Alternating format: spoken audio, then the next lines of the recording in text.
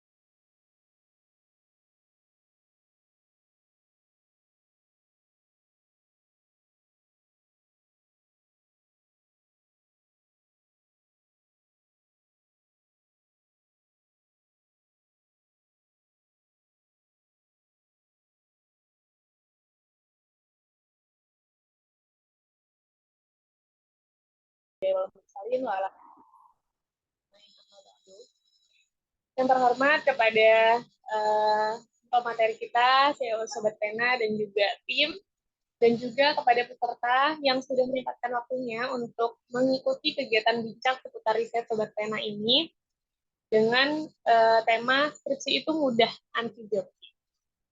Oke, selanjutnya salawat serta salam teriring selalu kepada junjungan kita Nabi besar Muhammad Shallallahu Alaihi Wasallam yang senantiasa kita nanti-nantikan syafaatnya di yaumil akhir kelak. Ya Rabbal Alamin. Oke, selanjutnya yaitu perkenalan dari narasumber kita. Mungkin boleh bantu di share screen di materi kita.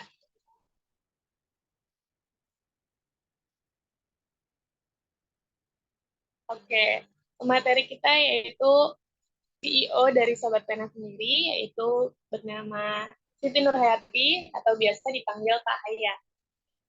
Nah, Sobat Pena ini merupakan organisasi independen yang berfokus pada pengembangan keilmuan, penelitian, dan kepenulisan dalam bentuk karya tulis ilmiah, karya populer, dan sastra, peningkatan prestasi hingga mempersiapkan leader muda yang siap berkarya untuk kemajuan bangsa Indonesia.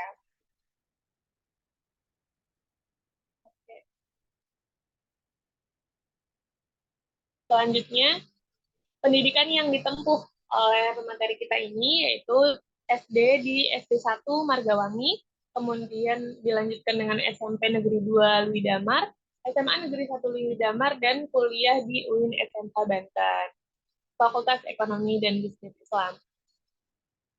Kemudian selanjutnya organisasi yang diikuti yaitu diantaranya ada Masyarakat Ekonomi Syariah Banten, kemudian sempat menjabat sebagai Presiden KCIKES UIN SMH Banten pada tahun 2020, kemudian member dari Peneliti Muda Indonesia dan juga Prima, RKK, FOSEI Banten, dan juga sebagai Administrator of Kelompok Studi Pasar Modal atau KSTM UIN SMH Banten pada tahun 2019.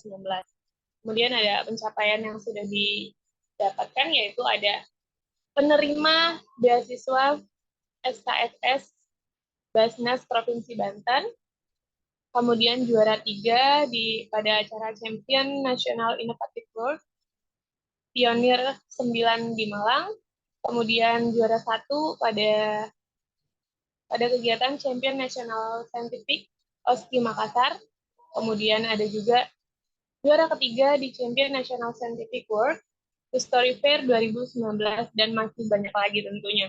Karena memang pemateri kita ini banyak sekali kegiatannya sudah menjadi pemateri di beberapa kegiatan, menjadi juri dan juga sampai akhirnya sekarang menjadi CEO Sobat Pena. Oke, mungkin yang selanjutnya yaitu adalah perkenalan lembaga yang mengadakan kegiatan di series ini yaitu Sobat Pina Indonesia. Silakan teman-teman boleh ditonton dulu videonya.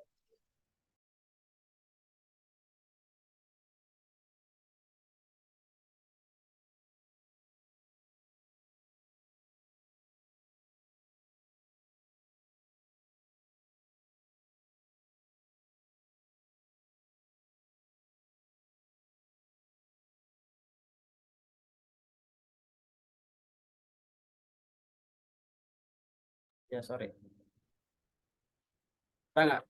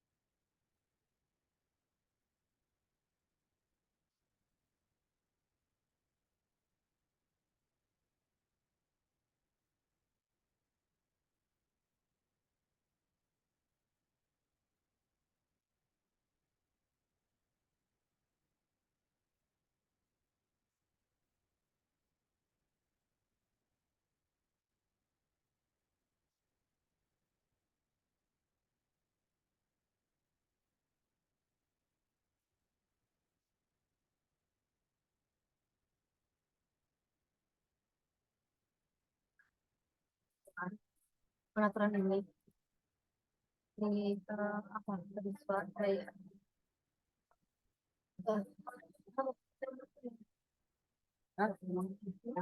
kamu doang.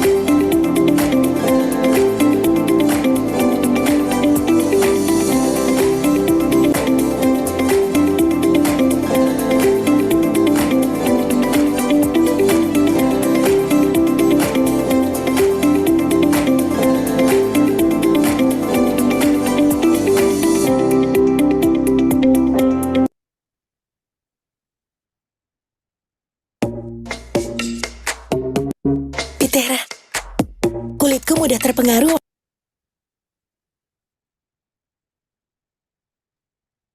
Oke, baiklah, itulah tadi video profil dari Sobat Pena, yang mana Sobat Pena itu sudah memberikan banyak manfaat kepada beberapa orang, banyak orang, bahkan ratusan. Kemudian salah satunya penerima manfaatnya itu Ratna sendiri, di mana pada saat penyusunan skripsi. Oke, selanjutnya akan pembacaan peraturan kelas di series. Yang tadi juga udah Ratna share ya teman-teman di room chat. Mungkin boleh di-share screen, Kak, peraturan kelas. Ada nggak share screen? Belum. Oh iya. Oke.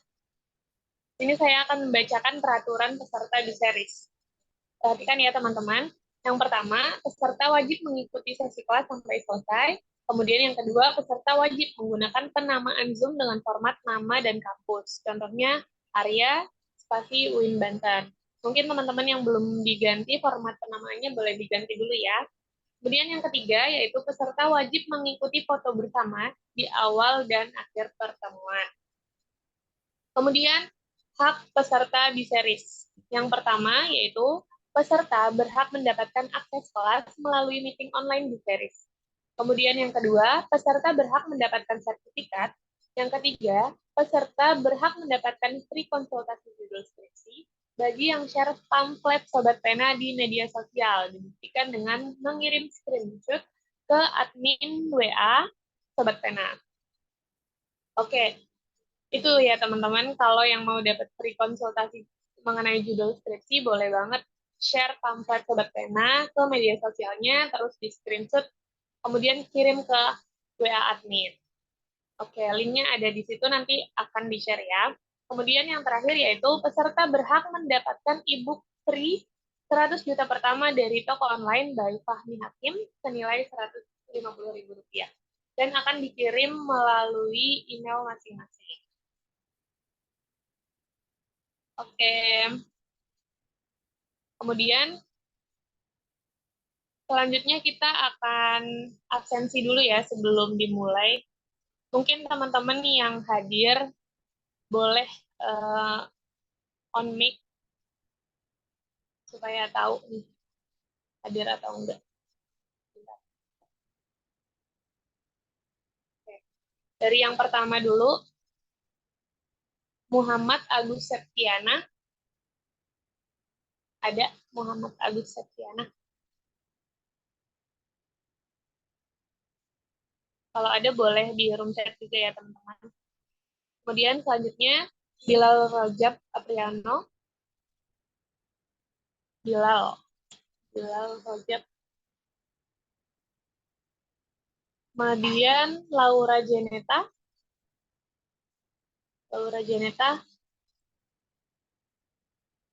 Ada ya. Suliati. Keliati. Oke. Nada Nur Agnilasari. Nada. Rafiqatul Aliyah. Rafiqatul Aliyah. Oke. Kemudian Nurjannah Saadah. Nurjannah Saadah. Ya. Irwan. Irwan.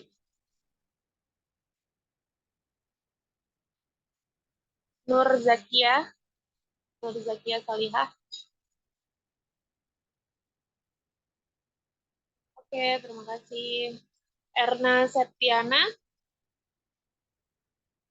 Oke. Natasha Amarun. Natasha Amarun. Husnul Ramadiniyah. Husnul Ramadiniyah. Fatih Reza. Fatih Reza. Toifatul Karimah. Toifatul Karimah. Oke. Ratu Putri Intan Safira. Ratu Putri Alfiah. Alfiah Musdalifah. Alfiah Musdalifah. Syadat Asadullah. Syadat. Feraldi Alif Lazwardi.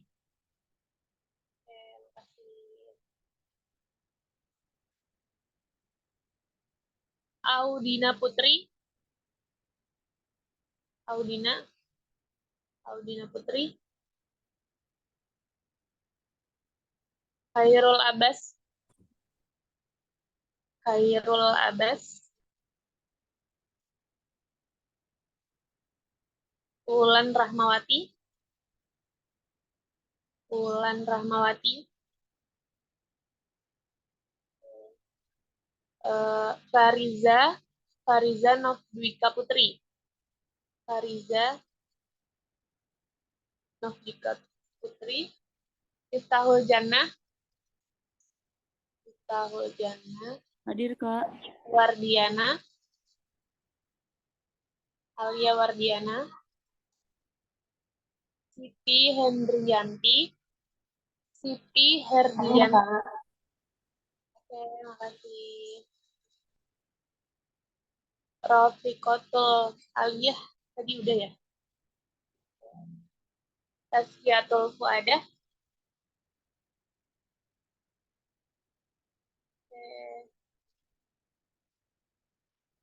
Kiki. Kiki Sajidah. Sajidah. Sabrina. Sabrina. Oke. Mungkin yang belum hadir nanti bisa menyusul ya, teman-teman. Sebelumnya, boleh di on kameranya dulu ya, teman-teman. Kita akan sesi foto untuk absensi pembukaan. Ayo yang belum on kamera, boleh on dulu ya. On kamera ya. Yuk, Oke. silakan diaba-aba dulu. Karatna. Oke, udah siap ya. Pastikan on semua. Oke, ya. 1, 2, 3. Bentar. Bentar ya. Oke, saya aja deh yang apa-apa ya. 1, 2, 3. Oke, bentar. Oke, slide yang kedua pastikan aktif ya. on cam, lihat kamera, tersenyum. 1, 2, 3.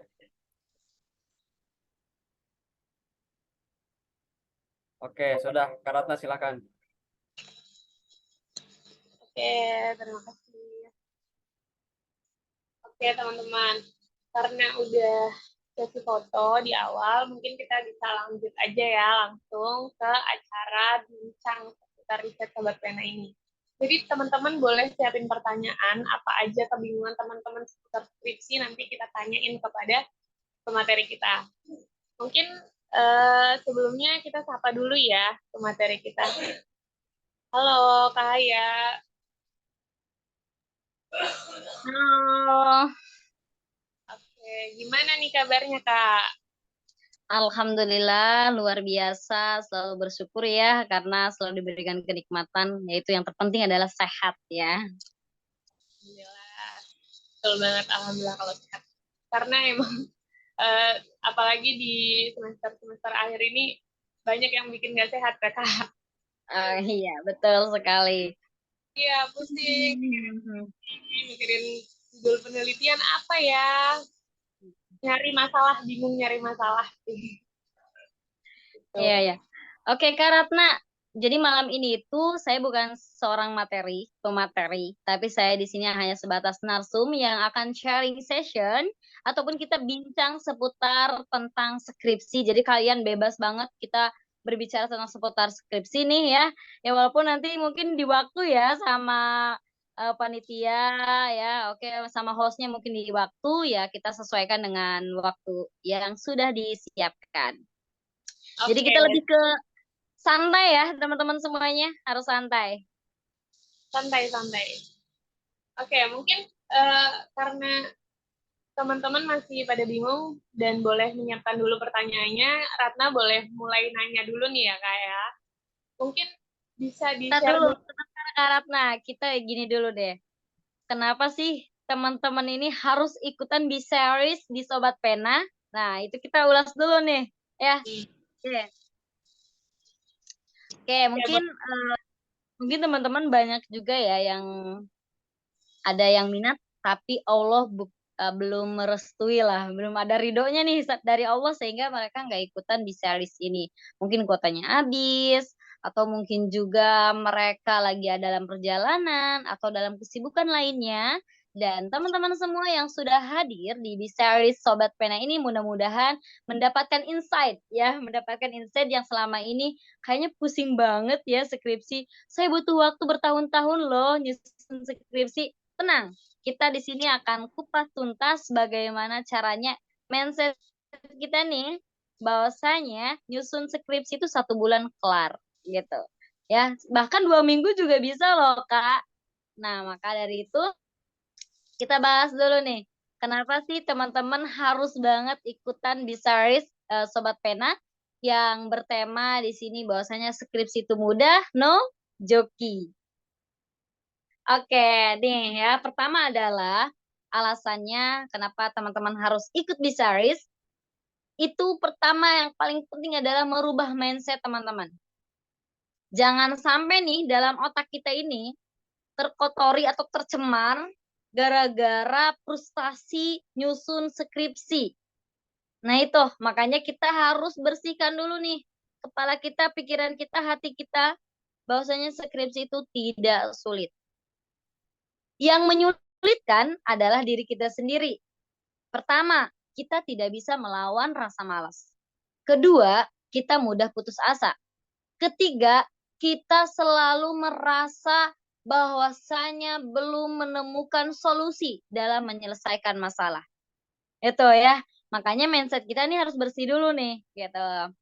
Hanya penting banget buat teman-teman bisa ikutan di series ini. Kedua, apa sih sebenarnya manfaatnya? Nanti saya akan berikan tips and trick maupun beberapa tahapan bagaimana nih kita bisa menyusun skripsi dengan cepat, tuntas, dan bahkan yakin tidak akan ada masalah yang besar dalam penyusunan skripsi. Ya, kalau kita tadi bersihkan pikiran kita, kedua adalah kita yakin kita bisa menyelesaikan dengan cepat dengan adanya deadline ataupun waktu-waktu yang kita sudah tetapkan gitu. Dan yang terakhir adalah ini nih, mensucikan hati ya, meningkatkan spiritual dan melangitkan doa ya, artinya adalah di sini marketing langit kita harus diperbaiki. Itu Kak Ratna ya. Oke. Mungkin ada beberapa insight ya kenapa harus teman-teman wajib banget ikutan BCRS ini. Oke, silakan Kak Ratna, bisa kita langsung aja bincang-bincang seputar skripsi. Oke, Teh, terima kasih. Mungkin dimulai dari gimana ya, Teh, cara nyari judul yang tepat, yang pas banget, yang kita banget nih, gitu. Itu gimana sih caranya? Karena mungkin banyak banget teman-teman, apalagi masih yang semester 7, yang baru-baru selesai KKN, baru-baru selesai PPL, itu mereka masih pada banyak yang nanya, gimana ya cara nyari judul skripsi, gimana ya, pusing banget nih, bingung gitu Teh. Jadi gimana nih caranya, boleh dikasih tahu nggak sih triknya? Oke, baik. Di pertanyaan pertama ini adalah pertanyaan dari Kak Ratna yang mungkin ini juga dirasakan oleh beberapa mahasiswa, bahkan ribuan mahasiswa juga bertanya-tanya ya. Kenapa sih ngajuin judul tuh susah banget? Kenapa sih saya tuh kok nggak bisa menemukan judul yang cocok, yang pas dengan apa yang saya inginkan? Dan bisa diterima nih sama jurusan. Karena kan di situ ya, endingnya tuh di situ tuh. Ya, lulus nggak lulusnya di jurusan, baru mungkin kita bisa lanjut.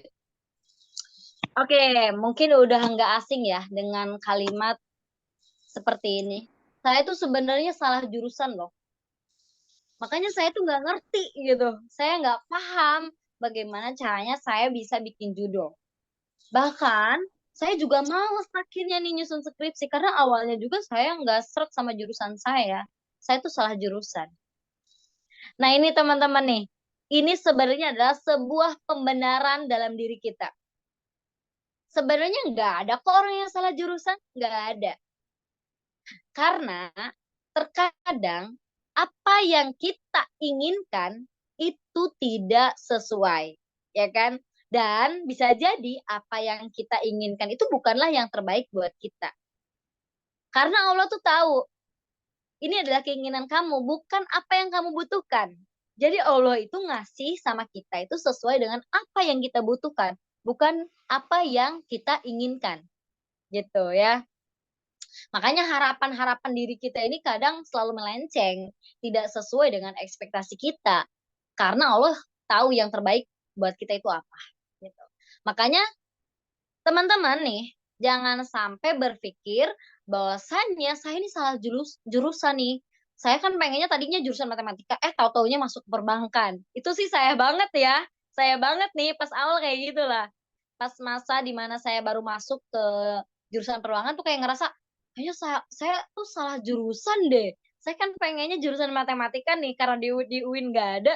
Ya udah deh, saya kecemplung aja di ekonomi gitu. Yang penting saya menemukan angka-angka gitu. Yang penting jurusan saya tuh ada angka-angkanya. Karena saya sudah bersahabat sama angka-angka itu gitu kan mikirnya ya. Tapi ternyata ketika saya ikutan salah satu seminar ya, itu adalah seminar dari pengusaha muda di Indonesia yaitu Safi Effendi. Saya di situ menemukan insight bahwasanya nggak ada yang salah jurusan. Yang salah itu adalah pikiran kita, bukan jurusan kita.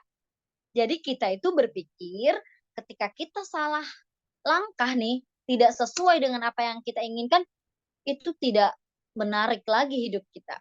Itu bisa menjadi masalah buat kita. Tidak, teman-teman. Itu semua salah. Karena apa yang telah ditakdirkan oleh Tuhan kepada kita, itulah yang terbaik buat kita. Makanya nih, pikiran kita tuh harus positive thinking. Kita harus yakin saya terjun di sini akan ada sesuatu yang Allah berikan, itu adalah di luar nalar manusia. Gitu. Sama halnya mungkin apa yang pernah saya rasakan. Dulu saya pernah berpikir gitu, tapi ketika saya mendapatkan pencerahan tuh ya dari seorang motivator, akhirnya saya muhasabah pada diri saya sendiri bahwasanya saya mencintai apa yang sekarang saya miliki. Gitu. Makanya kita harus mencintai apapun yang kita miliki saat ini. Itu teman-teman ya. Nah, berbicara tentang judul, kenapa begitu sulit? Makanya tadi itu, kita harus yakin, harus percaya, dan harus cinta sama jurusan kita sendiri. Itu bisa dengan mudah loh kita menemukan banyak judul. Nah, itu kan di luar dari tips and triknya ya. Nah, sekarang kita berbicara dengan tips and triknya. Nah, yang memudahkan kita dalam menentukan sebuah judul adalah pertama, kamu sukai jurusan kamu. Kedua, kamu selalu mengikuti proses ketika kamu yaitu mengikuti mata kuliah di kelas ya, karena kan gak bakalan jauh tuh judul-judul kita itu ya, dan gak boleh melenceng loh ya. Judul tuh gak boleh melenceng dari jurusan kamu. Tetap harus ada kaitannya. Kayak anak perbankan nih, mau nggak mau, suka nggak suka harus lembaga keuangan gitu kan ya, karena itu udah ketetapannya. Nah, yang ketiga, cobalah teman-teman, nih kuatkan hatinya ya, gerakan action. Bagaimana caranya saya ini ada keinginan untuk ada keinginan untuk membaca jurnal ataupun skripsi orang lain gitu. Karena saya sih yakin ya, dari ribuan mahasiswa itu pasti judulnya tuh nggak bakalan jauh dari judul penelitian sebelumnya. Nah, namun teman-teman, biar kita nggak sampai keliru nih ya, udah nyusun sampai bab 5, pas sidang dipermasalahkan deh judulnya. Kenapa? Coba. Karena judulnya misalkan mirip banget dengan judul orang lain. Dan itu nggak ada sama sekali misalkan perbedaannya. Nggak ada sense of risetnya, nggak ada pembedanya. Nah, maka dari itu, kalau teman-teman mau ngambil judul, pastikan judul yang kalian angkat itu adalah judul yang terbaru. Maksudnya adalah adanya perbedaan dengan penelitian sebelumnya. Salah satunya misalkan variabelnya yang berbeda atau metodologi penelitian yang berbeda. Seperti itu karena ya. Jadi kalau teman-teman mau judulnya cepat diterima nih, kalian juga harus meyakinkan si penguji yang di jurusan nih, karena kan kalian ngajuin pasti ditanya dong kenapa ngambil judul ini gitu. Nah, teman-teman harus kuasai itu. Masalahnya harus jelas ya.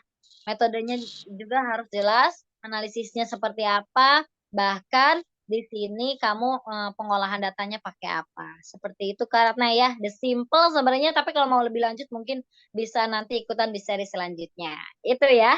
Oke, untuk pertanyaan yang pertama. Oke, siap.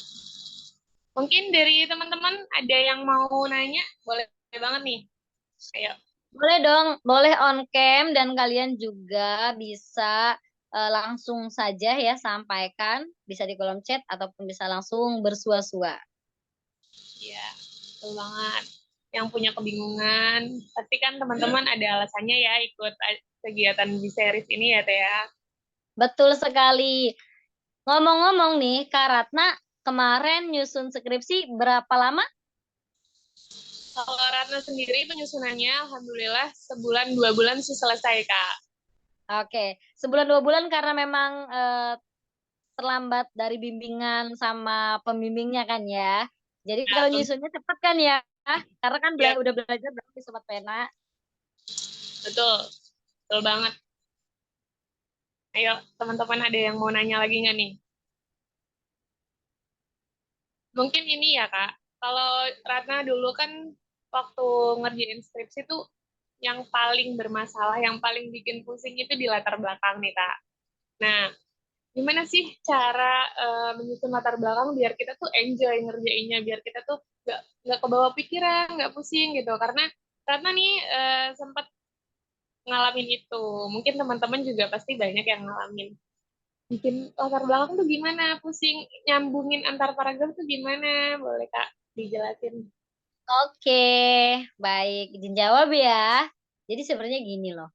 Kenapa sih kita itu, jangankan latar belakang, apapun masalah hidup, kita tuh selalu diambil pusing kalau belum menemukan sebuah solusi. Bukannya seperti itu? Nah, begitupun dengan nyusun skripsi. Nyusun skripsi itu seperti halnya orang yang jatuh cinta, tapi yang dicintainya itu tidak mencintainya. Prosesnya seperti itulah. Kadang kadang ada keberanian untuk memberikan sesuatu gitu kan. Tapi kadang juga ada rasa takut, ada rasa kekhawatiran segala macam lah. Sama halnya dengan cinta sebenarnya, nggak jauh beda lah gitu ya. Skripsi itu sama halnya dengan cinta. Makanya kalau kalian jatuh cinta nih sama skripsi kalian, nah, cobalah kalian deketin. Deketin tuh skripsinya. Maksudnya adalah coba kalian ulas, kalian coba baca, kalian coba pahami skripsi kalian. Nah, ngomongin latar belakang, apa sih sebenarnya yang membuat sulit dalam menyusun latar belakang? Sebenarnya yang membuat sulit itu karena kita belum paham dengan apa yang kita angkat. Tema ataupun judul yang kita angkat. Kita belum paham. Kita belum tahu apa maksud dari judul ini. Makanya saya sarankan untuk teman-teman, kalau misalkan mau ngambil judul atau kalian mau mengajukan judul, pastikan judul itu kalian sudah paham, makanya buat dulu mind mapping. Jadi masalahnya itu apa udah jelas, gitu. Metodenya apa udah jelas. Metodenya apa juga udah jelas tuh. Kalian mau metode quali berarti kalian akan analisis. Metode kuanti berarti kalian akan mengolah data. Entah pakai SPSS, EPIUS, SFA ataupun yang lainnya gitu ya. Nah, itu teman-teman di situ harus paham dulu. Nah, yang memudahkan dalam penyusunan skripsi di bagian latar belakang adalah kalian paham tentang piramid terbalik. Nah, biasanya lebih asik, lebih enak ya ketika dibaca dalam menyusun latar belakang itu memang harus mengkerucut dari umum ke khusus. Nah, seperti itu teman-teman ya. Dan bagaimana nih kalau misalkan ketika nyusun itu saya mentok banget, nggak bisa nih ya, nyusun kalimat per kalimat dan menjadi satu paragraf. Nah, itu teman-teman biasakan teman-teman itu sudah membuat namanya mind map. Jadi teman-teman sudah membuat rangkaian susunannya gitu. Kayak misalkan gini, judul kalian membahas tentang perkembangan UMKM melalui digitalisasi. Nah, berarti kalian berbicara tentang ekonomi dong. Nah, secara umum kalian akan bahas secara ekonominya seperti apa. Kalian bahas ekonomi. Nah, ekonomi ini dibahas boleh secara umum dulu, misalkan di dunia, di Indonesia, lalu di tempat yang menjadi studi kasus teman-teman. Lalu teman-teman bahas tentang UMKM. Apa sih peran UMKM, terus perkembangan teknologi. Nah, kan itu nyambung tuh jadinya. Nah, kalau untuk mencari kalimat, cobalah teman-teman menggunakan referensi ya dari beberapa jurnal. Jadi teman-teman bisa memperpadukan antara jurnal satu dengan jurnal yang lainnya, dan kalian bisa ambil satu kalimat lalu kalian susun menjadi dalam satu paragraf. Seperti itu.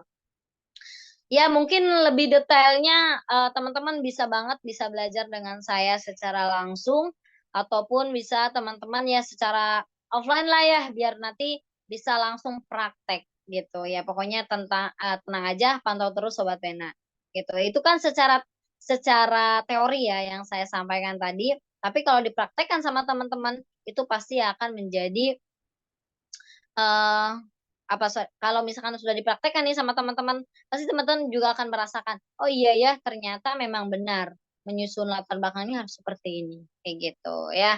Ya intinya ketika menyusun latar belakang, teman-teman harus menggunakan strategi analisis yang kuat mengenai topik permasalahan yang diangkat sehingga kalian tertarik dalam mengambil judul penelitian tersebut.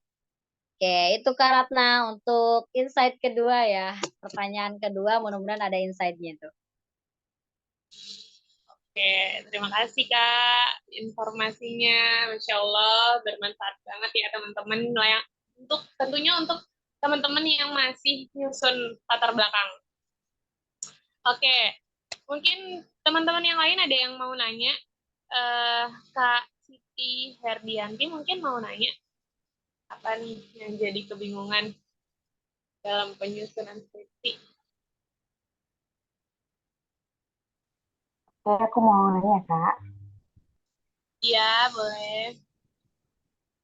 Ya, pertanyaan itu kayaknya gimana ya buat ngilangin rasa takut yang ada di hidup masa hidup yang akan datang gitu. Kayak takut gagal nih, takut nggak keterima nih judulnya kayak gitu. Jadi kan kayak gitu bikin mental down lagi gitu loh Kak. Itu kan karena selama ini yang saya rasain selama skripsi mental juga ikut ikut down juga gitu, kadang naik turun. Jadi kayak ya udahlah gagal lagi, nggak maju-maju gitu loh. Itu gimana ya Kak? Itu aja sih.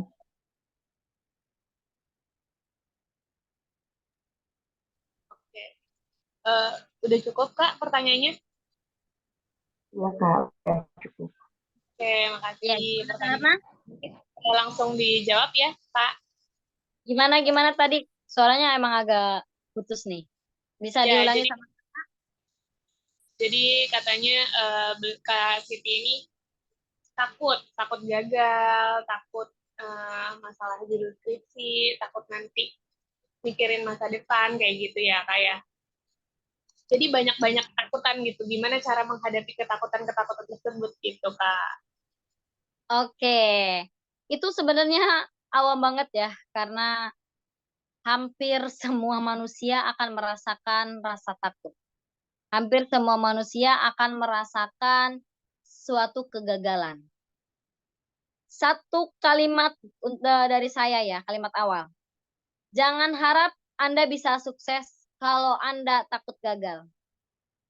Karena orang-orang sukses ini adalah orang-orang yang berhasil melewati sebuah kegagalan. Orang-orang yang sudah melewati namanya remedial gitu. Hidup itu sebenarnya simple. Ya, simple banget. Hidup itu simple. Yang membuat rumit hidup kita itu diri kita sendiri, ya. Seperti ini, teman-teman kalau tidak mau merasakan kegagalan 2 kali, 3 kali, 4 kali, 5 kali, berarti artinya di sini ada sesuatu yang salah ketika kita menghadapi sebuah permasalahan tersebut.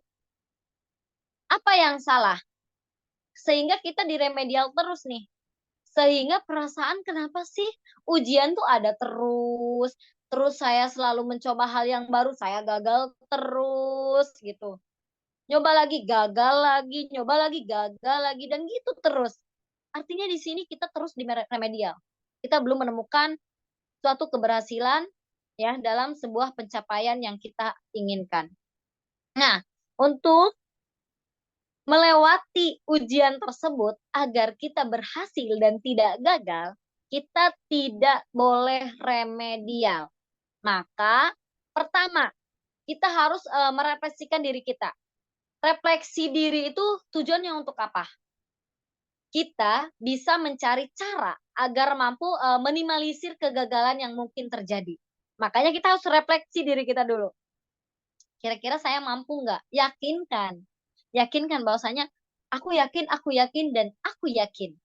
Nah, makanya pernah dengar nggak sebuah insight yang saya temukan dalam ini kalau nggak salah ada podcast Maudy Ayunda ya dengan salah satu motivator di mana dia membahas kalimat kalimat dari kalau nggak salah adalah Menteri Perempuan pertama di Inggris, yaitu kalau tidak salah ya, nanti mohon dibenarkan aja, kalau nggak salah namanya Margaret Thatcher.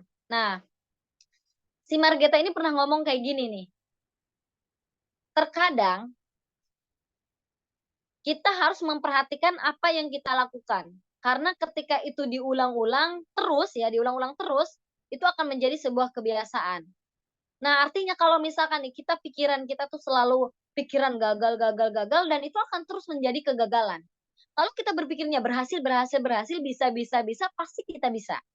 Makanya itu adalah kekuatan ya, power life ya, kekuatan hidup sebenarnya.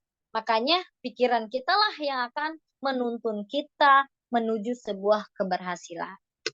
Ya, makanya jangan takut deh ya, jangan takut lagi kalau menemukan kegagalan. Karena orang sukses juga melewati banyak kegagalan.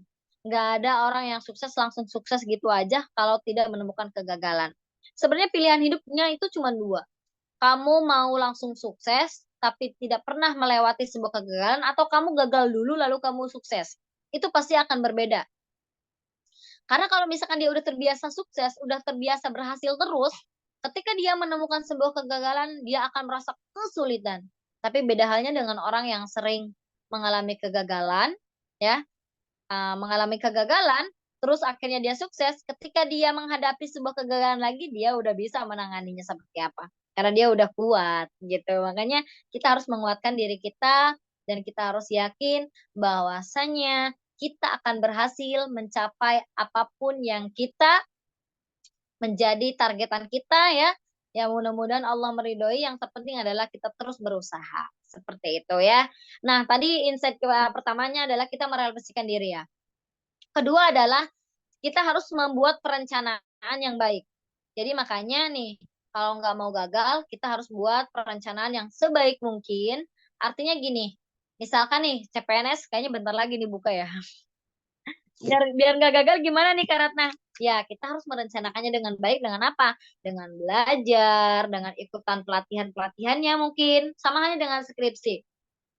Bagaimana caranya saya bisa selesai skripsi? Ya berarti saya harus merencanakan nih, berapa jam sehari saya menyusun skripsinya, berapa jam sekali saya membaca buku, mencari referensi, ya seperti itu. Dan insight yang ketiga adalah kita berusaha mengambil risiko. Jadi teman-teman, kita harus berani mengambil risiko, ya. Kalau di perbankan kayaknya ada namanya manajemen risiko. Itu sebenarnya manajemen risiko itu bukan hanya untuk diterapkan dalam sebuah lembaga. Manajemen risiko bisa kita terapkan dalam diri kita. Kita bisa memanage semua resiko yang menghampiri hidup kita. Kita bisa melawan itu semua dengan kekuatan diri kita dan keyakinan dengan adanya kualitas diri. Seperti itu, Kak Ratna. Mudah-mudahan ngena ya dari pertanyaan tadi dan jawaban dari saya. Oke, baik. Terima kasih, Kak Haya. Gimana untuk Kak Siti? Ya, oke, terima kasih. Iya, jadi kuncinya yang penting harus yakin ya, kayak harus yakin kalau kita tuh bisa. Kita bisa ngelewatin semua masalah-masalah yang ada. Yang penting jangan takut gagal tentunya. Oke, di sini ada di room chat ada pertanyaan lagi nih Kak. Dari Toifatul Karimah. Izin bertanya Kak, bagaimana mengambil kesempatan bagi kita ketika misal kita mau magang atau PPL sekaligus mau ngambil judul atau penelitian tersebut? Hal-hal apa saja sih yang harus dipersiapkan? Gitu Kak pertanyaannya. Boleh langsung dijawab ya Kak ya. Ini cerdas banget ya, karena dulu saya juga seperti itu. Saya berpikirnya gini, gimana caranya saya PPL, saya menemukan judul, saya penelitian di sana. Jadi PPL saya tuh sekaligus saya nyusun skripsi gitu. Sebenarnya ini adalah sebuah teknik yang sering saya gunakan. Saya ingin menyelam ke dalam sungai ya, atau ke dalam laut, saya ingin menyelam nih. Saya nggak mau hanya mengambil batu, tapi saya pengen ngambil ikannya juga. Ya gitu. Jadi kita itu memang kalau kita terjun ke sesuatu hal ya, cobalah kita berpikir apa yang bisa saya dapatkan di sini. Gitu. Jangan sampai yang penting gue mah PPL-nya selesai aja dah. Yang penting beres gitu, gue dapat nilai. Nggak gitu teman-teman. Tapi teman-teman cobalah berpikir gimana ya caranya PPL tapi saya dapat judul juga. Gitu. Nah, dulu gini, yang saya lakukan ketika saya magang itu ya, ketika saya PPL, saya melihat beberapa peluang ya, yang mana memang ini bisa diangkat menjadi sebuah penelitian. Nah, persiapannya kayak gimana nih? Hal apa saja yang bisa kita persiapkan? Pertama, cobalah teman-teman sebelum PPL, teman-teman lihat dulu company profile-nya. Ya, kalian lihat dulu, kalian telaah dulu, kalian analisis dulu. Kira-kira lembaga ini punya produk apa saja sih, gitu kan? Nah, dilihat dulu nih. Udah terjun nih PPL. Nah, teman-teman cobalah berpikir, oh ya kira-kira saya mau fokuskan yang mana nih? Jadi cukup satu aja titik fokusnya. Misalkan, eh, misalkan kamu nih jurusannya ekonomi atau perbankan, terus kamu misalkan di lembaga perbankan ya, terus di lembaga perbankan ini ada banyak produk dong. Nah, kamu coba fokuskan produk apa yang memang mau kamu fokuskan untuk jadi judul. Gitu. Nah, walaupun nih, hal-hal yang harus kamu persiapkan adalah pertama, kamu harus tanya-tanya dulu perihal tentang program di sana ada apa aja, atau produk di sana ada apa aja. Kedua, kamu juga tanya tentang kelemahan dan kelebihannya, ya, kelemahan dan kelebihan dari sebuah produk ataupun dari perusahaan tersebut. Nah, yang ketiga adalah cobalah kamu melihat strategi-strategi yang diterapkan. Cukup itu aja, nggak usah jauh-jauh ya. Dari kamu mengenal programnya, kedua kamu mengenal kelebihan dan kelemahannya, dan yang ketiga adalah strategi ataupun pengembangan dalam sebuah perusahaan tersebut. Itu aja, cukup. Kamu mau ambil kuali apa mau kuantitatif, tinggal kamu tentukan kamu mau ambil yang mana. Bisa jadi misalkan strategi yang diterapkan, misalkan strategi eh, misalkan ada sebuah strategi namanya 4DX, misalkan. Oke, berarti saya pengen analisis strategi 4DX dalam penerapan kinerja karyawan. Bisa kan langsung gitu. Nah, ketika kalian sudah menemukan dari beberapa yang kalian telaah di situ dan kalian fokuskan mau ambil yang mana gitu ya. Jadi persiapannya adalah itu tadi, cukup itu aja. Nanti kalian juga akan langsung menemukan insight. Oke, ini kayaknya cocok deh buat judul saya. Gitu ya. Oke. Mungkin ada tambahan dari Kak Ratna. Nah, menurut Kak Ratna gimana nih ya? Oke, terima kasih Kak. Iya bener banget karena kalau Ratna dulu sempat sempat agak menyesal sih sebenarnya karena PPL cuma PPL aja gitu. Nggak nggak mengambil manfaat dari situ buat sambil penelitian gitu. Tapi ini benar-benar bagus banget karena itu biar cepat juga ya kayak biar cepat kita prosesnya untuk lulus gitu, nggak lama-lama lah di kampus. Jadi PPL juga ada sesuatu yang bisa diambil gitu. Mungkin di sini masih banyak pertanyaan lagi nih Kak.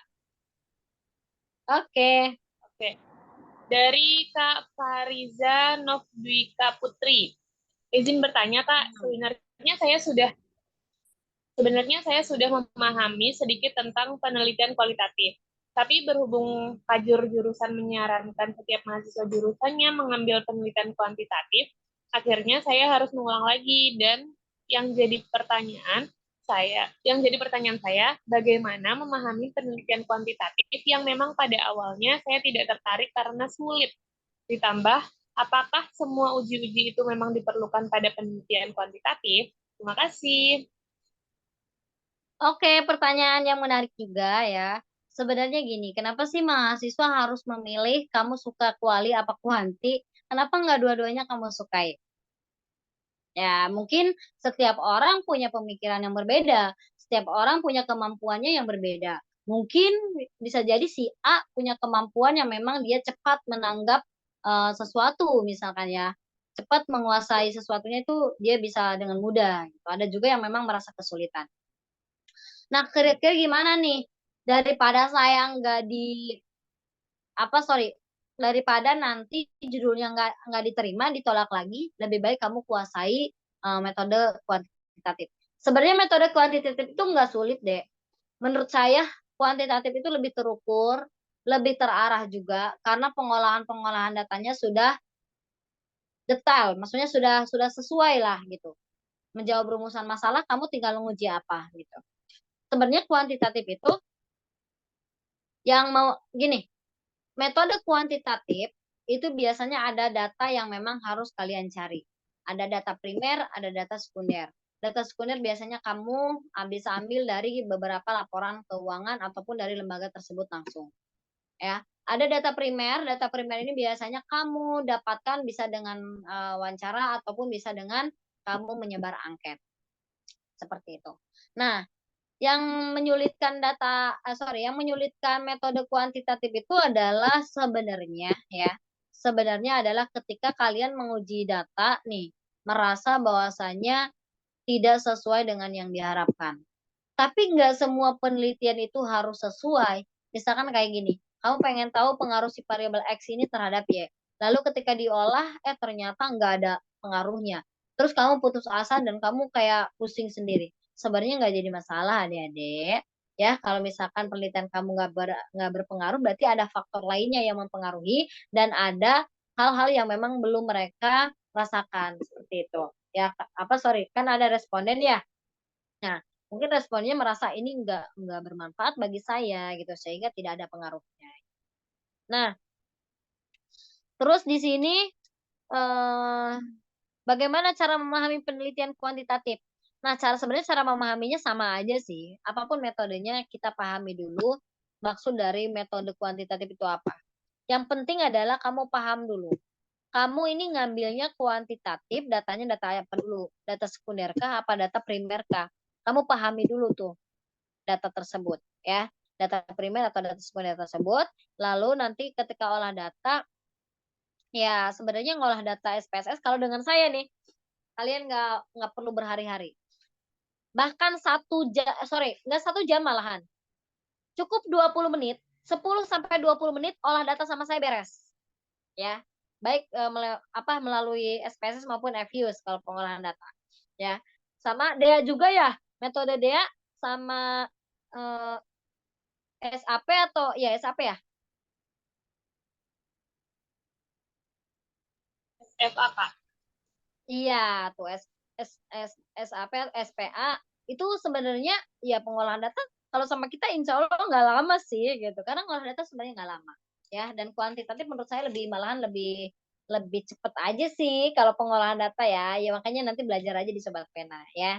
Oke, lanjut ke pertanyaan berikutnya.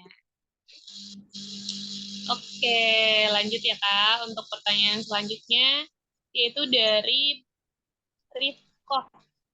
Maaf, izin bertanya, apa saja yang harus disiapkan untuk memulai nyusun skripsi Kak? Dan gimana sih cara yang paling mudah untuk menentukan rumusan masalah?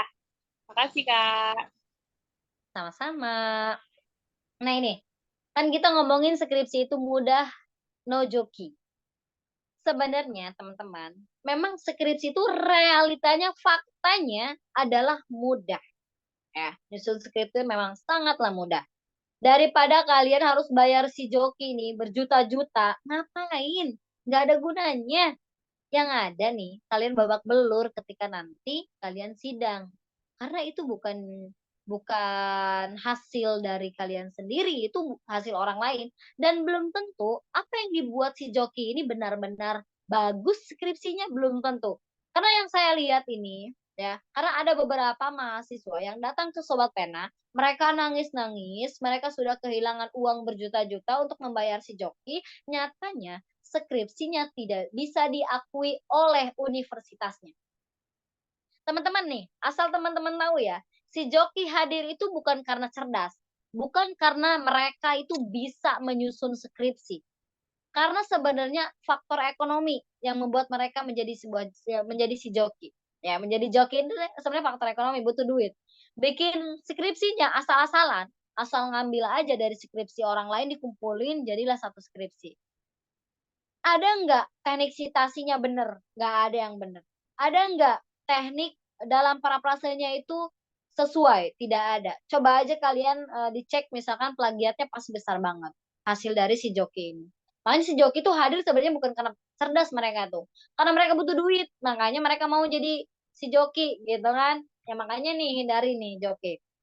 Nah, nyusun skripsi sebenarnya mudah. Apalagi menentukan rumusan masalah.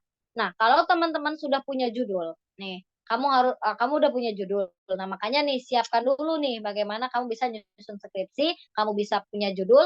Itu yang pertama adalah kamu harus berani dan harus gerak nih, gerak badannya ya. Gerak badannya, terus matanya, ya, mulutnya, tangannya mau mencari referensi. Ya, mau cari referensi, kalian baca-baca dulu. Kalian baca-baca dulu apa sih sebenarnya topik apa yang menarik, apa sih yang pengen kamu jadikan judul. Ketika udah dapat judulnya, kamu buat mind mapping. Kamu buat langkah-langkah strategik yang kamu lakukan untuk penyelesaian skripsi tersebut. Jadi kamu bikin tahapan step 1, step 2, step 3. Ya, step 1-nya adalah kamu misalkan mengumpulkan beberapa referensi jurnal. Kedua, kamu membuat peta pikiran bahwasanya kamu menentukan metodenya apa, datanya apa, itu sudah jelas gitu. Nah, terus langkah selanjutnya nih, kamu harus mengikuti step by step penyusunan sistematikanya itu dengan pedoman yang ditentukan oleh kampusnya masing-masing. Nah, sebenarnya hal-hal yang paling mudah adalah kita buat peta pikiran dulu. Apa masalahnya, ya? Lalu kenapa kamu ngambil judul ini? Solusinya seperti apa? Metodenya apa? Misalkan udah jelas. Teknik analisis udah jelas. Terus sampelnya, populasinya sudah jelas siapa yang akan kamu wawancarai atau siapa yang akan menjadi responden kamu gitu ya. Nah, karena memang setiap jurusan itu akan berbeda-beda metode yang digunakannya, kalian pahami dulu judul kalian pakai metode apa. Cukup itu aja kamu kuasai, metode yang memang jadi di apa metode yang kamu gunakan dalam judul itu. Begitu ya. Terus rumusan masalah itu bisa kalian tentukan dengan mudah dengan cara kalian melihat judul. Contohnya gini aja deh. Misalkan ya, boleh salah satu misalkan boleh yang mau mau ngetik judul apa, nanti saya bikin rumusan masalahnya. Karena rumusan masalah itu nggak bakalan jauh dari judul, teman-teman. Dan jangan sampai juga sih nggak sesuai nih, nggak sinkron dengan judul. Karena rumusan masalah harus sinkron dengan judul ya. Mungkin itu. Ya, jadi rumusan masalahnya itu bisa cepat kalau kalian sudah paham ya maksud dari metodenya, metode penelitian kamu apa, metodenya dulu ya yang harus dipahami. Terus yang kedua adalah kamu tinggal lihat aja judul kamu. Judul kamu ini ada analisis kah atau memang ini ingin mengetahui pengaruh gitu, ya kan? Atau ini adalah perbandingan. Jadi kamu bisa lihat aja dari judul. Pokoknya nggak akan jauh dari judul. Biar nanti pembahasannya pun ngena ya, menjawab rumusan masalah dan menjawab dari judul kalian. Seperti itu. Oke, boleh. Mungkin tadi yang bertanya udah punya judul atau belum ya? Ini Kak, ada yang ngetik nih Kak judulnya. Gimana kalau judulnya pembelajaran bahasa Inggris menggunakan metode R&D bagi penderita skizofrenia? Gitu Kak, itu Oke. gimana tuh? Nah, berarti rumusan masalah ini nggak bakalan jauh. Yang pertama adalah bagaimana teknik analisisnya dulu ya. Teknik analisisnya ya. Kalau ini kan dia pakai R&D, berarti penerapan dong, ya kan? Nah, berarti pertama adalah bagaimana teknik penerapan pembelajaran bahasa Inggris ini menggunakan metode tersebut. Oke, bagi penderita tersebut gitu. Jadi langsung ke penerapannya. Kedua adalah tahapan-tahapan dalam proses pembelajarannya. Itu pasti nggak bakalan jauh dari itu. Karena yang R&D ini kan dia itu membuat sebuah metode pembelajaran yang memudahkan. Nah, metode pembelajarannya itu apa? Nih, sorry. Misalkan kamu bikin modul pembelajaran bahasa Inggris yang memudahkan si penderita tersebut gitu. Nah, itu yang akan menjadi rumusan masalah kamu. Karena di sini metodenya Randy, dan di sini kamu akan membuat sebuah project ya. Sorry, bukan project ya, tapi kamu akan membuat sebuah strategi pembelajaran gitu melalui modul tersebut seperti itu. Jadi nggak bakalan jauh dari itu ya. Jadi pembelajaran bahasa Inggris menggunakan metode Randy bagi penderita tersebut itu apa dulu judulnya. Misalkan kayak judul kamu itu, misalkan ya modul, sorry namanya SP misalkan modul misalkan penerapan modul NP dalam pembelajaran bahasa Inggris untuk penderita bla bla bla, misalnya gitu ya. Nah, berarti di sini karena kamu pakai R&D, nah di situ kamu harus membuat sebuah pedoman pembelajaran yang memudahkan si penderita tersebut. Seperti itu, nggak bakalan jauh dari situ. Dicatat ya Kak, mungkin bisa ngebantu untuk keberlanjutan skripsinya nih. Oke, mungkin bisa dilanjut ya Kak ke pertanyaan yang selanjutnya. Ini ada yang nanya lagi nih. Kak, gimana sih pendapat Kakak dengan skripsi yang diubah jadi proyek seperti prototipe produk atau bisnis plan? Oke, Kak. Oke. Karena emang info ya Kak ya. Skripsi bakal dihapus. Oke. Berarti ini update ya, kita update ya tentang adanya sebuah peraturan baru ya, bahwasanya skripsi akan dihilangkan, ya enggak? Ya, betul banget, Kak. Akan dihilangkan dengan penggantinya dengan adanya project ya, project Ya. ataupun produk gitu. Sebenarnya gini, makanya kenapa saya membuat Sobat Pena. Sobat Pena ini adalah merupakan rumah inspiratif peneliti muda yang menciptakan generasi-generasi muda itu yang inovasi, yang kreatif gitu. Nah, ketika skripsi dihilangkan, Sobat Pena akan terus berdiri karena kita berkaitan dengan riset. Nah, bagaimana pendapat saya dengan skripsi yang akan dihilangkan dan diubah menjadi sebuah proyek seperti prototipe ataupun produk atau bisnis plan? Menurut saya ini lebih menarik ya, dan mungkin lebih bermanfaat juga. Ada sesuatu hal yang kita ciptakan, ini adalah bentuknya inovasi atau kreativitas atau mungkin modifikasi yang bisa menyelesaikan sebuah permasalahan. Memang teman-teman siap-siap kalau misalkan benar-benar skripsi dihilangkan nih, dan ini menjadi sebuah produk ya, harus menjadi sebuah project, siap-siap aja teman-teman, kalian harus benar-benar out of the box. Pemikiran teman-teman harus out of the box, harus kreatif, harus inovasi. Selain itu, karena membuat project itu, membuat prototipe itu memang butuh modal. Karena ini itu penerapan, ya. Jadi kalian membuat sebuah rancangan ataupun penerapan sesuatu hal yang menyelesaikan permasalahan tersebut dengan bentuk prototipe ataupun bentuk langsung jadi. Misalkan kayak gini deh. Selama ini, misalkan di perusahaan A, dia selalu menggunakan Microsoft Office, terutama Excel, dalam merekap keluar masuk barang. Misalkan nih, di sebuah perusahaan tersebut. Nah, akhirnya ini menjadi sebuah permasalahan. Pertama, menjadi miskomunikasi, barang yang keluar masuknya itu tidak terdata, tidak terekap dengan rapi. Susah mengambil stok terakhirnya berapa gitu. Terus laporannya jadi lama. Nah, akhirnya kalian membuat prototype sistem yang memudahkan keluar masuknya barang.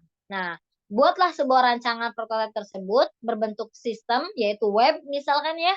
Nah, disitulah bisa menyelesaikan permasalahan. Sebenarnya menurut saya lebih menarik juga ya. Pokoknya lebih menarik dan lebih kreativitasnya bisa terlihat ya, generasi muda bahwasanya punya skill dalam membuat sesuatu hal yang baru. Seperti itu. Nah, mungkin Kak Ratna, kita waktunya sampai 21.30 ya. Iya, Kak. Oke, mungkin itu ya jawaban dari pendapat ya, Kak. Pendapat tentang perubahan skripsi jadi sebuah proyek ya, Kak ya. Oke, ada satu lagi nih, Kak, pertanyaan dari Bilal Rojab Apriyono. Izin bertanya lagi, Kak, bagaimana jika kita buntu mencari jurnal atau buku? Karena tidak semua ketemu di jurnal dan di Google Books. Tiba-tiba di bagian yang penting malah halamannya nggak ada atau kosong. Itu gimana ya, Kak? Gimana tuh, Kak? Cari Oke. referensi. Gini teman-teman, cari referensi itu ya, sebenarnya jangan fokus sama nasional aja, referensi yang bentuknya bahasa Indonesia. Cobalah kalian cari referensi yang internasional. Karena biasanya referensi internasional lebih terupdate dibandingkan referensi yang ada di nasional. Nah, kalau teman-teman tadi buntu, ya ketika ngambil jurnal di nasional nggak ada, berarti kamu cari solusinya, ngambil jurnal di internasional. Kalau misalkan di e-book nggak ada nih, atau di buku nggak ada, ya, cobalah teman-teman. Di sini kan ada perkembangan Google ya, ada perkembangan Google. Nah, biasanya ada masuk-masuk website-website kayak gitu. Nah, cobalah teman-teman lebih mengkerucutkan lagi maksud dari apa yang kalian cari. Jangan sampai kalian cari referensi jurnal, itu mirip banget dengan judul kalian. Pokoknya harus mirip banget dengan judul kalian. Nggak harus, teman-teman. Cukup pilih aja variabel kalian. Misalkan variabel X-nya kalian cari apa. Misalkan kayak variabel X-nya adalah inklusi keuangan. Ya cukup kalian cari inklusi keuangan gitu.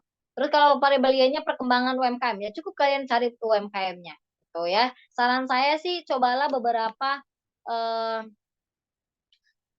beberapa link ya ataupun beberapa website yang memang sudah menyediakan jurnal-jurnal nasional maupun internasional gitu ya. Jangan terpaku sama yang nasional ya, kalau bisa internasional juga.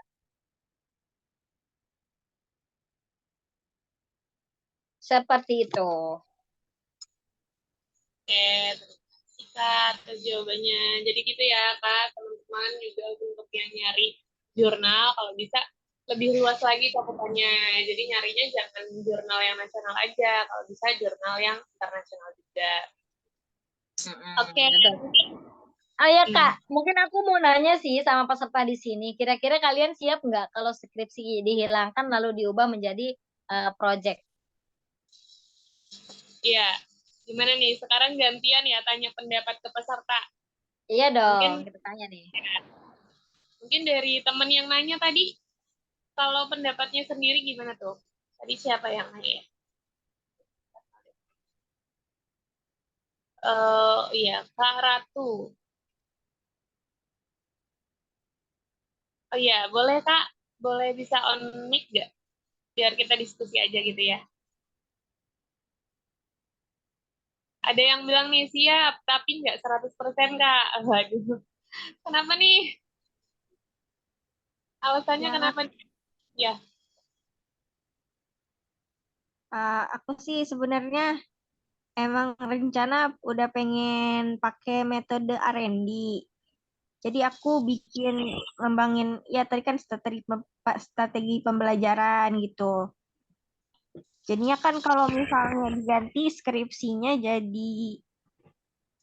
jadi produk juga sama aja kan mirip-mirip gitu tuh. Nah, aku kayaknya emang udah niat situ sih.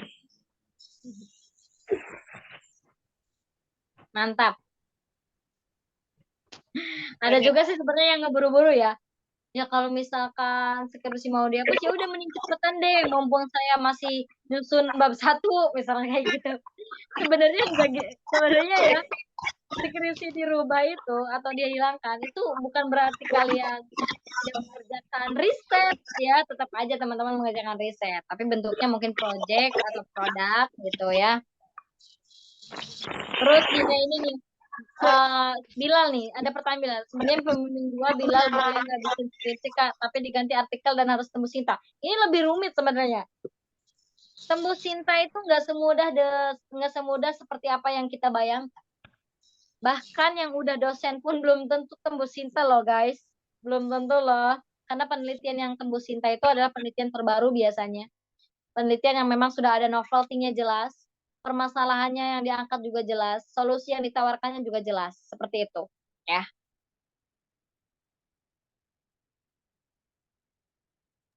iya nih Kak. Nah ini Ada benar yang banget nih. Katanya nyusun skripsi banyak mengajarkan hal baik, kesabaran, ketekunan, dan lainnya. Betul, terutama bisa mendekatkan kita sama Rob kita. Bener nggak? benar, Nangis benar. nih, stres nih, pasti kita deket sama Allah. Masa mau kayak gitu terus? Masa harus dikasih ujian terus baru deket sama Allah? Kan gak mungkin. Makanya kita harus lebih dekat aja sama Allah. Mudah-mudahan dan semoga Allah memberikan kemudahan dalam segala aktivitas kita. Amin, amin ya rabbal alamin. Bener banget sih, ngerjain skripsi itu banyak banget pelajarannya Teh. Bener. Banyak-banyak sabar, banyak-banyak ikhlas. Apalagi kalau Betul misalnya sekali. apalagi kalau misalnya udah ke kampus siang-siang panas-panas ternyata dosen pembimbingnya nggak ada di kampus itu nyesek banget. Kak, ini ada yang mau tanya lagi nih. Kak mau nanya kalau untuk kelas bikin artikel jurnal ada nggak ya di Sobat Pena? Gimana nih Kak? Ada. Nanti akan dibimbing oleh beberapa mentor yang memang bisa membimbing di sini. Di pembuatan artikel ataupun jurnal. Nah, mungkin bisa kita selipkan mungkin ke host ya. Bagaimana caranya biar bisa daftar di Sobat Pena, dipersilakan deh.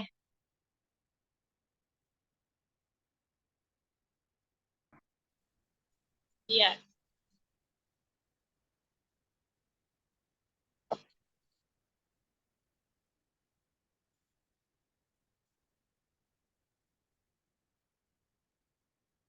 Boleh Oke, Kak nanti di sebenarnya nih gini ya, Sobat Pena itu memang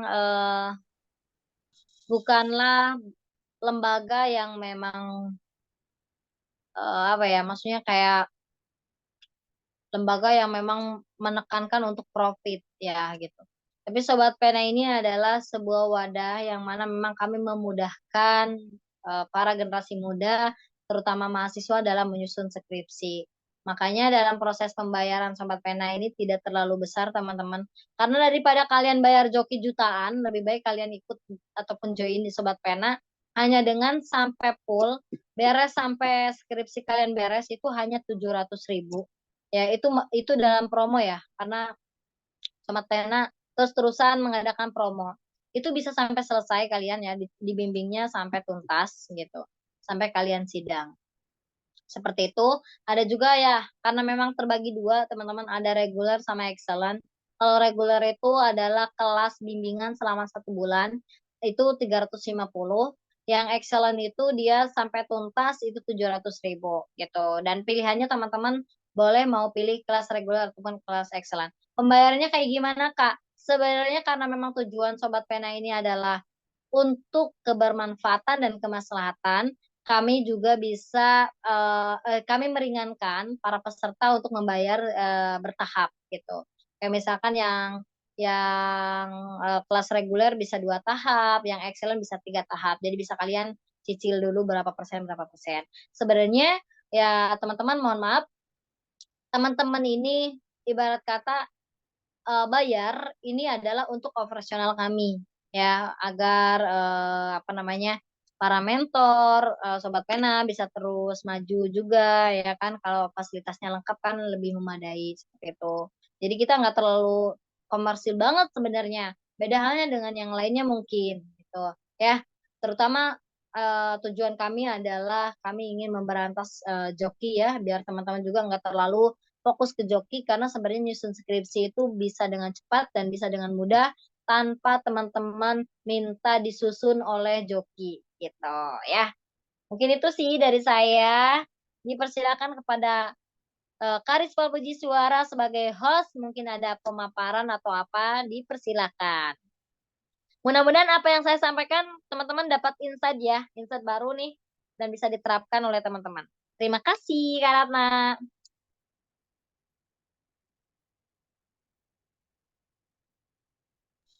Oke, terima kasih Kak.